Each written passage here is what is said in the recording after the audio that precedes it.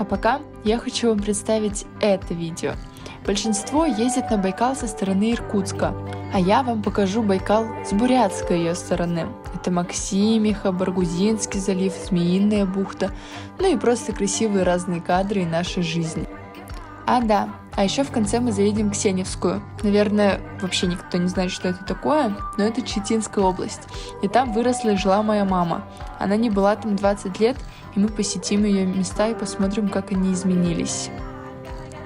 Приятного всем просмотра!